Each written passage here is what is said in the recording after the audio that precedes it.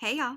So this round of videos is going to be for the entire month of September as opposed to the usual bi-monthly format because by the time you see these, I will be off having a very particular sort of adventure. If you want to hear a little bit more about what that could possibly be, I will be posting a This Is Me update, which is my series about my own personal lifetimes and shenanigans. The title of that video will be This Is Me, Bon Voyage. So take a look if you are curious. And then for October, we'll be back to the bi-monthly format. And you'll also have your couple month ahead, Mabon and Samhain for September, October ahead videos coming at you as well in September. So enjoy. Hey Libras, how y'all doing? Welcome. We're going to be taking a look at your September general reading here. So in your meditation, really interesting, I saw the image of a raccoon and I saw a flash of a caterpillar, but it only flashed and then went away. So I saw this raccoon sitting on top of a trash can in like an alleyway. Kind of looked like the alleyway, if anyone's familiar. Looked like the alleyway from King of the Hill, that show where they stood in the alley and, said, yep. Anyone's familiar. So I saw this raccoon on a trash can under a full moon. And then I saw this sort of fairy godmother kind of light come down from like a star in the sky. It felt very like Disney movie. And it came and it was like the godmother from like Cinderella came and like gave this raccoon this ability to like have this wish. And I saw the raccoon morph into like that Cinderella dress from like the classical movie with like the blue with the puffy sleeves and the, the things from the original Cinderella. And so I saw a very funny image of a raccoon trying to fit into a Cinderella ball gown and finding it didn't quite fit, shockingly enough. So then it kind of like, was like, oh, well, I tried it. And then it kind of like, got the gown off of it and then ran off and then started like dancing down the alleyway off into the, future. And I heard the song Under Pressure by Queen, but it was boogieing down the lane. And then I saw it kind of fade into the distance and like someone had taken a picture of it. And I saw a newspaper article or like an old time photo that said like, paved the way, the ancestor who paved the way, who broke new ground. It felt like an energy of going your own way or daring to do something that may be outside of the confines of what other people think is the smart move or what you ever imagined yourself to do. But there's something about breaking out of the mold or breaking out of a convention in some way. This just keeps shaking.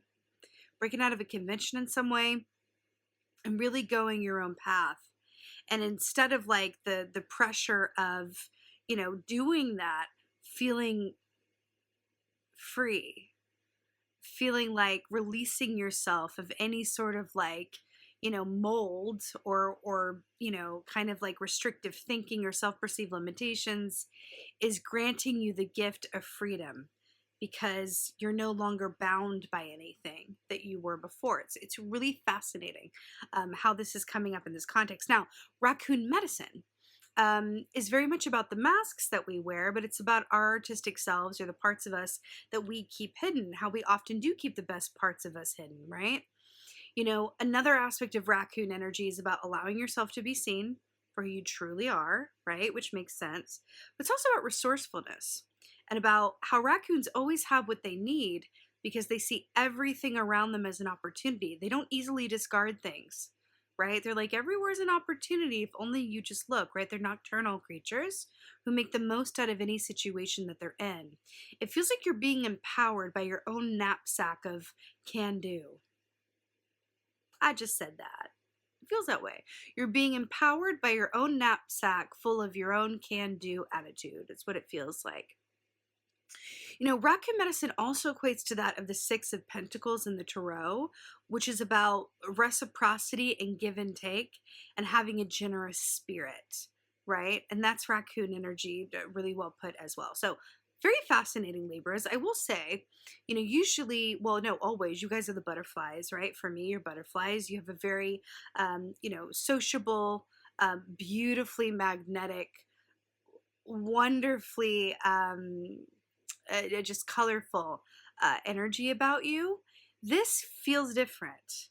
This feels like I'm going to take everything that you think about me or these ideas and then deconstruct them and then go my own way. So it's really interesting. It feels innovative. We're also looking at the time frame, which was the end of this month, where it begins your birthday season. So interesting. It's going to be your own personal new year, right? So I feel like there's a certain power and freedom inherent in that as well, because in our birthdays, that's a natural time for reflection where we think about where we've been, where we've yet to go, and really thinking about, what we want to achieve and who we are, right? So really interesting. Let's go ahead and, let's see what your cards say. Hey Libras, let's go ahead and see what your animal energy is for September. Animal energy for September. For Libras, what's going on? Ooh, did you see how that just like, wonderful. So we have the owl, another nocturnal creature. Well, actually, they're active during the day and night, but they're associated with the nighttime and intuition and being able to see clearly, right? So in the Ted Andrews Animal Speak book, he says that the sun lives through the owl at night, which means that they're able to see during the night just as if it were noontime during the day under the sun, right? So this is really nice. This is coming through this way as a further expression of that raccoon energy.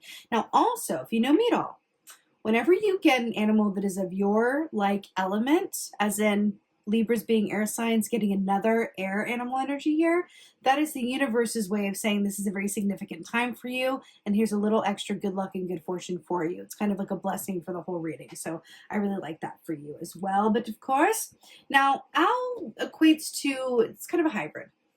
It has an aspect of the high priestess energy in the tarot because it is about seeing things clearly and intuition and being able to perceive, right?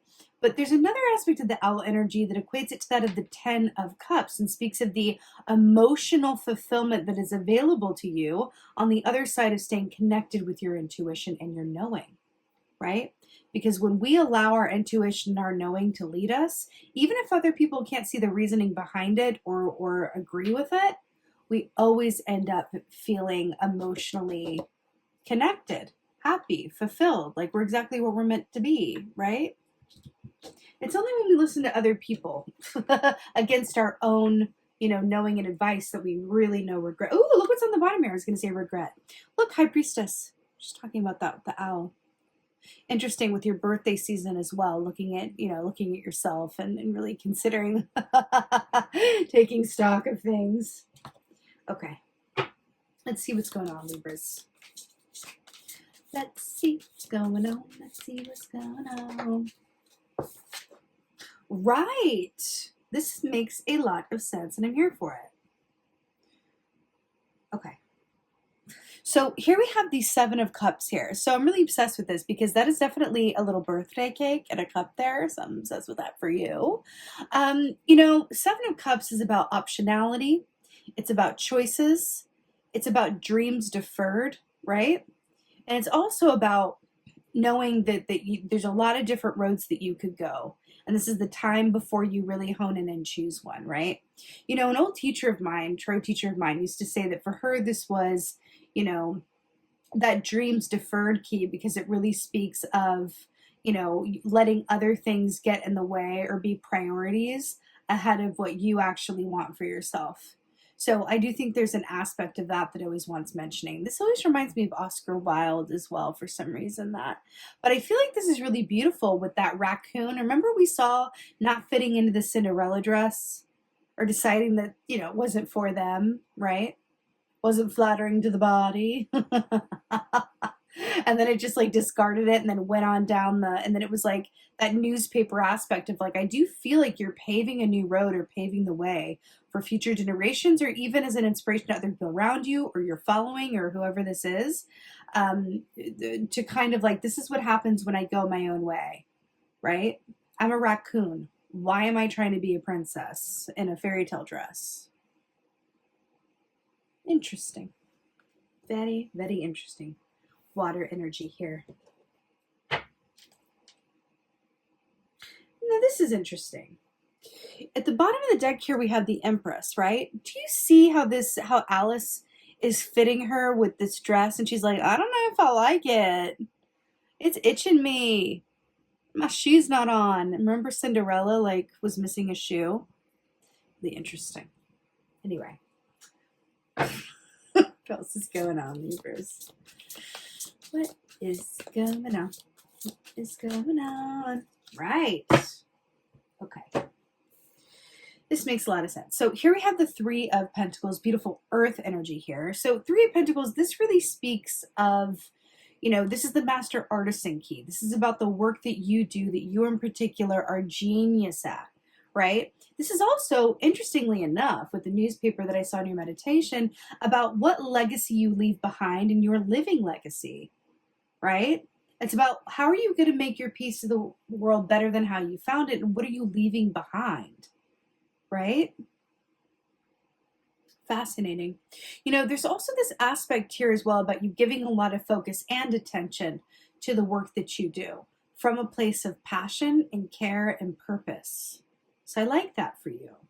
You know, this rabbit here as well, a shadow aspect of rabbit is, because this is, you know, owls eat rabbits, so I'm just drawing to that, talk about this here. You know, a shadow side of rabbit energy is self-fulfilling prophecy and fear.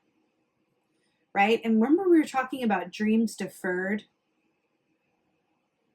I feel like the question at hand is, what has kept you?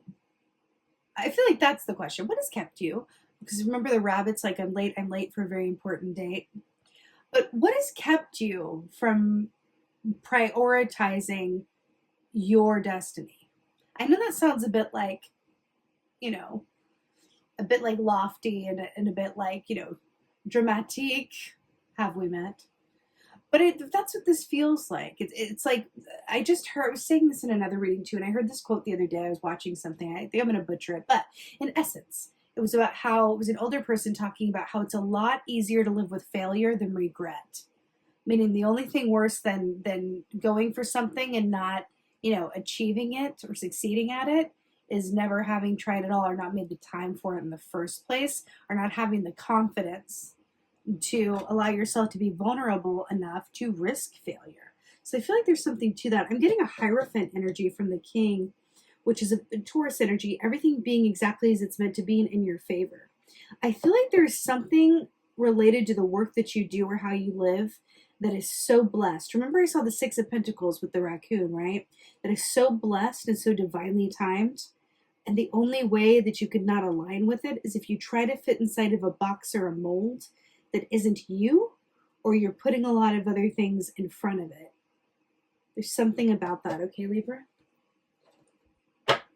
You are capable of so much more than you've manifested yet, is what I'm getting. Right. Okay, so here we have the Two of Swords here under the full moon. It's like another nighttime scene. So what do those say? What does that say? I can't really. Mad Hatter one way, March Hare the other way. Interesting, the two signs there. So here we have the Two of Swords. So traditionally speaking, Two of Swords is about bringing together the heart and the head for equal conference.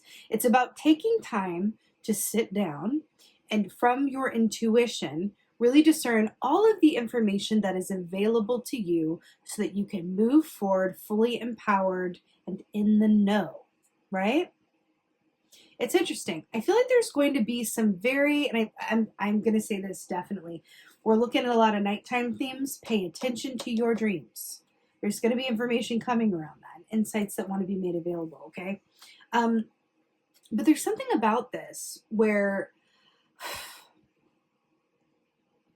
you know, along the lines of paying attention to your dreams and all the information that's coming your way, I feel like there's going to be some uncomfortable questions that you are prompted to ask yourself that other people are asking of you. Some uncomfortable questions with maybe some uncomfortable answers. But there's this really overriding aspect of there's been a part of you, whether this is the single part of you, the entrepreneur part of you, the artistic part of you, the sexual part of you, the whatever part of you that has been living in a confine, whether it's self-constructed, societally instructed, family, whatever, expected of you, but living within certain confines that are not molding to your body. okay? That are not molding to what? Your dreams, your purpose, your soul calling, your true self. Why do I feel like you've been wearing an outfit or a costume that isn't yours in some way? It's kind of like the equivalent of like, if we're going to Harry Potter land, because why not? It's kind of like a magical person, like a wizard or a witch living as a muggle for some reason. It's like, why are you doing that? It's like, well, I have this family that I really love, but why aren't you doing magic? Well, there's no place for magic because I'm making sandwiches. Listen, no shade to like those who make sandwiches, but I love a sandwich. But there's an unexpressed or not yet fully embraced part of you that is really asking for your attention. You know what I'm saying? It's really asking for your attention. And I feel like, you know, this theme of your birthday is really calling attention to, you know, why that's important and why the time is nowish to really prioritize those things. Okay? Something about this. I'm hearing writing as well. I feel like writing, there's either going to be like a written offer or a written idea, something that you read that inspires you or clears something up, or something, maybe yourself actually writing something or trying writing or something about this. But these are all of her dreams deferred. These are all the different options and paths not taken. I'm also really drawn to the fact that there's a castle here, and Cinderella definitely went to the ball at the castle. Right? There's something about this. Also, if we look at the Oscar Wilde of it all, Oscar Wilde was infamous at not being willing to play by anyone's rules or fit inside any kind of mold. He took society and then like made it into a big satire, right? If you're familiar with him at all, he made fun of all of that, those rules and like social things, and he exposed the fakeness of it all, the ridiculousness of it all, the hypocrisy of it all. So I feel like that's coming in for you in some context where it's like, what's that mold and how's that going? There's some aspect of you that wants to be taken out of this pot here and actually planted into the soil and actually fully realized, given some time to grow, some nurturing, some miracle grow. There's something about that, okay? Again, this may not be popular. It may feel a bit nuts, but if you think about the raccoon, and not exactly an animal that you associate with, like, you know, being warm and cuddly. They're known as scavengers and nighttime creatures that you don't want in your trash. But kind of rebrand that, reflip it. They have a certain sense of freedom because they have that reputation, right? Something in that. Anyway, let's see what your advice is.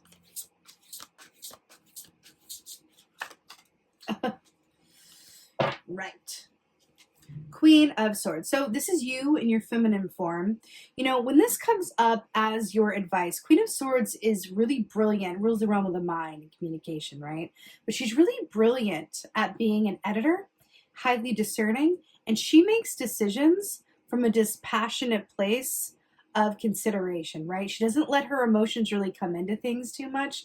She really comes from a place of like, you know, no, less of this and more of this. She is the editor who is sitting down to a 500-page manuscript and cutting it down to 327 pages. And the, you know, author's over there crying, and she goes, no, this is what makes sense. This is what will sell. If you're overly precious, then I want nothing to do with it. Do you want what works, or do you want the sentiment of it, right? She's really knows what's up. She knows what's right. Also, do you remember when I said I was feeling Hierophant energy? That equates to the wolf as well in terms of that aspect of, you know, a pack mentality versus lone wolf. And we were talking about that mold and kind of existing within or outside of that framework for yourself in whatever context that resonates. But when this comes up as your advice, you're being asked to be the editing system of your own life.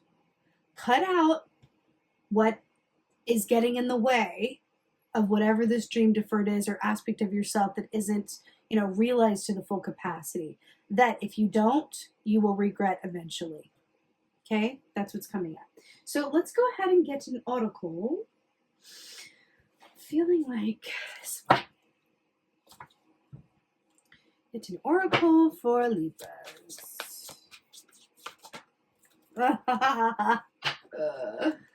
Right.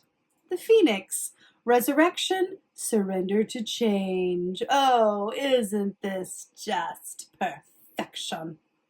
Resurrection, surrender to change. We were talking all about this, right? Making some changes, being your own editing system, understanding that you always have the potential to live a life that is of your own design and that you are obsessed with, right? And again, back to that owl aspect of, the two swords and the high priestess are holding hands here, right? It's really about being honest with yourself and then knowing that, when you get to the end of your days, right, and you look back, right, on your 87th birthday and say, what were my regrets? And, looking back and going, what might I have done differently? Project yourself into your future self to get clarity around that. It can be a very helpful exercise. And again, especially around your birthday season, okay? Something about that. Surrender to change, resurrection, the Phoenix. There are aspects of yourself, or your reality, your circumstances, or how you spend your time, or who you spend your time with, that want to be edited out and cut away, trimmed for time, cut for time, edited for time. Actually, that feels like, I got shivers. That feels like the whole point. It's edited for time. There are aspects of your experience that want to be edited for time so that you have more time to pursue whatever this is, or these things are, or whoever this is, so that you can get to a point where you're really obsessed with your life and fully steeped in a 10 of Cups reality. Edited for time. That's what this feels like. Resurrection, surrender to change. Be open to your happiest, love-based potential, darling. And it's really beautiful. Also, were we talking about Harry Potter at some point? I feel like when I'm channeling, I'm like, what's happening? I feel like, I don't remember if I mentioned Harry Potter, but oh yeah, it was the muggle, the magical person living as a muggle, right? And then the Phoenix, which is a big part of the Harry Potter movies. That's Dumbledore's familiar, right? So interesting that that's coming up as a wink and a smile as well. So really beautiful. With that being said, Libra, I'm wishing you a most blessed September. I so hope that this helps and resonates. If so, please let me know in the comments below. I love reading your comments. Please like, share, and subscribe. It's so appreciated. If you do want to hear about all that I'm up to and you want my tea, please do go check out my latest This Is Me Bon Voyage video, which I will have posted for you. And yes, with that being said, just thank you. Thank you so much for being here. And as always, and most of all, thank you for being you. And be well. Until next time.